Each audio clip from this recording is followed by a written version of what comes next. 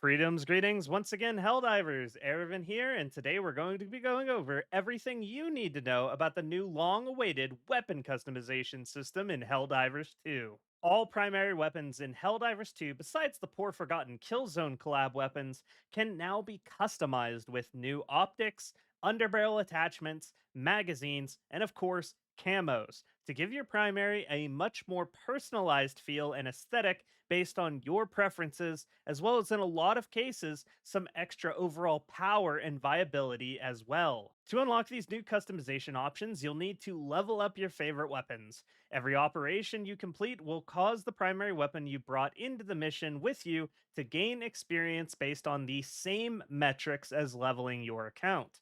So basically, the higher your difficulty and the more objectives you complete, the faster you're going to level your weapons up to the cap of currently 25, with each level taking more experience than the last. This means that blitz missions are going to be particularly good for leveling up weapons quickly due to their very basic main objective of just destroying some spawners while still having the same number of side objectives as other mission types.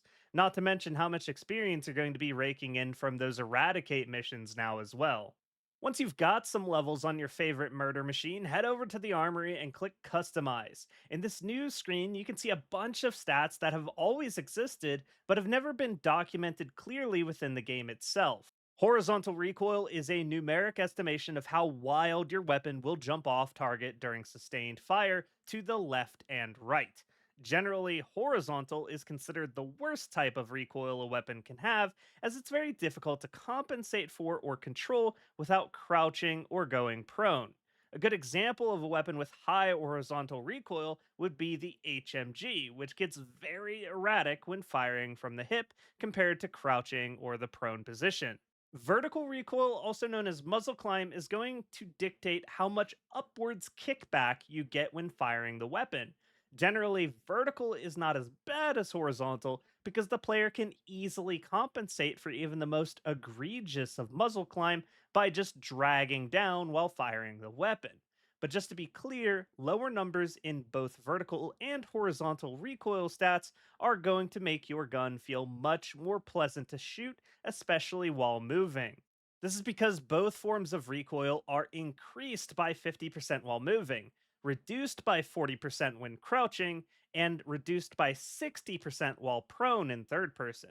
In first person, moving increases recoil by 10%, while standing in first person reduces it by 10%, with both crouching and prone staying the same as third person.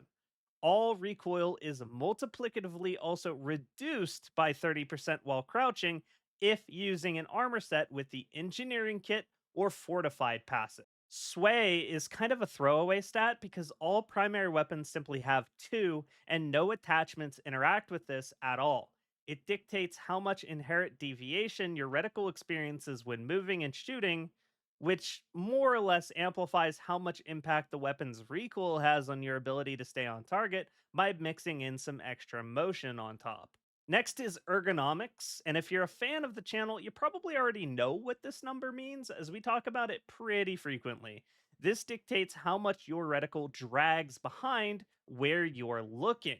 So, higher ergonomics is going to mean faster, snappier target swapping and acquisition, and low ergonomics is going to make it difficult for you to track and pin down fast or close range targets.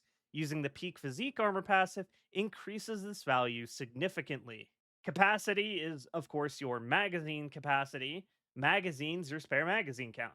Basically, any attachment you equip that changes your mag capacity will have the opposite effect on the number of spare magazines you get, keeping the amount of actual ammunition at your disposal generally the same no matter the capacity of the magazine selected.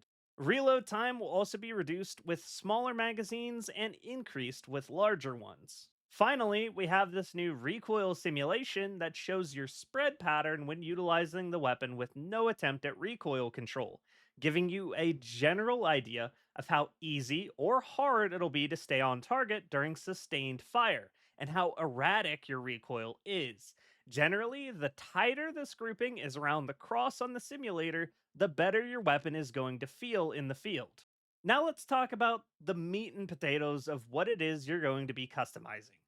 Sadly, there is no option to add or remove attachments like bayonets, suppressors, or underslung grenade launchers and shotguns, at least for now, likely being included in a future update that'll expand the level cap of your weapons. For now, we have the option to customize the optics on your weapon with larger scopes with higher zoom, reducing your ergonomics, and iron sights, improving your ergonomics substantially by comparison. Meaning, removing the scope from the eruptor, for example, would substantially improve its swivel speed and target acquisition speed, with red dots, reflex, and holographic sights all falling somewhere in the middle of these two extremes. On the underbarrel list, we have the option of going with no underbarrel at all, which gives the best ergonomics and worst recoil values.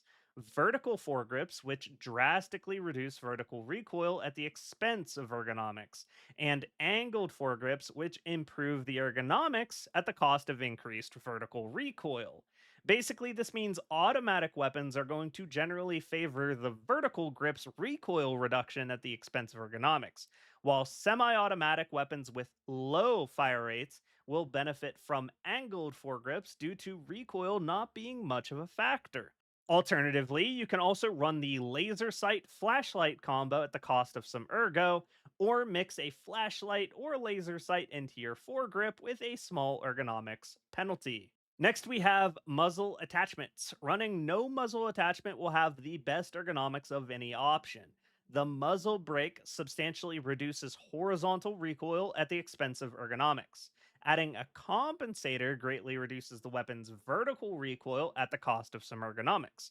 And the flash hider meets in the middle, reducing both forms of recoil slightly at the expense of slightly less ergo than the others, making it the generally safest pick. I also haven't had the chance to test this directly, but I would hope that Arrowhead had the common sense to actually make the flash hider reduce the muzzle flash of your weapon, which, given how bright some of the muzzle flashes are in Helldivers 2, would likely make it the top pick for most first person enjoyers for the visibility alone.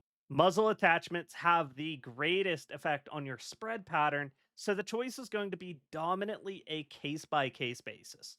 Generally, slow firing, semi automatic, or bolt action weapons won't have any need for a muzzle attachment, instead, opting for the improved ergonomics of going without one. While automatic weapons, especially SMGs, are going to favor the muzzle brake, and semi automatic fast firing weapons, the compensator. And if you don't want to figure out what's the 1% best option, then just opt for the flash hider and vibe. Shotguns, however, do not have the same muzzle options as the other weapons due to being, well, shotguns. For shotguns, no matter which muzzle device you choose, the stats will remain unchanged. This is because the type of choke you are choosing fundamentally changes the spread pattern, which is visible in the recoil simulator. If you choose no attachment at all, you're going to get the widest possible spread pattern, with the choke options tightening the spread, making your weapon more accurate at longer ranges at the cost of area of effect at closer ranges. While the duckbill instead gives you the widest possible pattern, making your shotgun into a screen cleaving device. Most users are likely to find the half and full choke options to be the best for most shotguns outside the incendiary breaker, which I am almost positive will feel best with the duckbill. Finally, for magazine options, the short magazine lowers your mag capacity, improves your ergonomics, increases your spare magazines to compensate the ammo loss, and improves the reload time of your weapon. The extended magazine is 50% more capacity than the short option, with a standardized reload speed and less magazines than the short. While the drum magazine is 100% more capacity than the short option, with far fewer spare mags, slower reload speed, and an ergonomics penalty. Generally speaking, this is a horde shooter. More bullets before needing to reload is going to be preferable on 9 out of 10 guns in 9 out of 10 situations, so I would lean towards the drum mag option or at least the extended magazine option whenever you find it's available. The Scythe, and I'm assuming all future laser beam primaries, have the unique option of customizing the heatsink. The standard heatsink gives you the stock cooldown time and heat limit. The high capacity option means you can fire for longer, but it'll take longer to cool down. And the high dissipation heatsink causes the weapon to heat up quickly but cool down faster.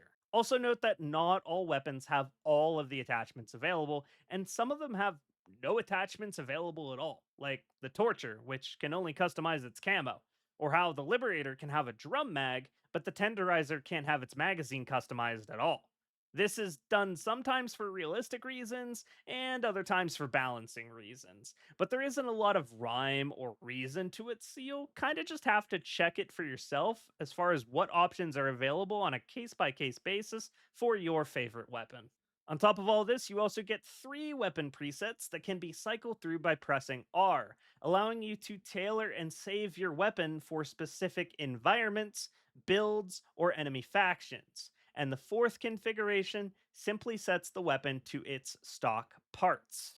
That is basically everything you need to know about the current weapon customization options at our disposal and the general rules for how to get the most out of them with your weapons. If you enjoyed the video, I'd appreciate it if you left a like and comment on the video so that I know you're interested in the continued coverage of Helldivers 2. Thank you to my coffee supporters who help keep the channel going, and thank you for watching till the end. I'll see you next time.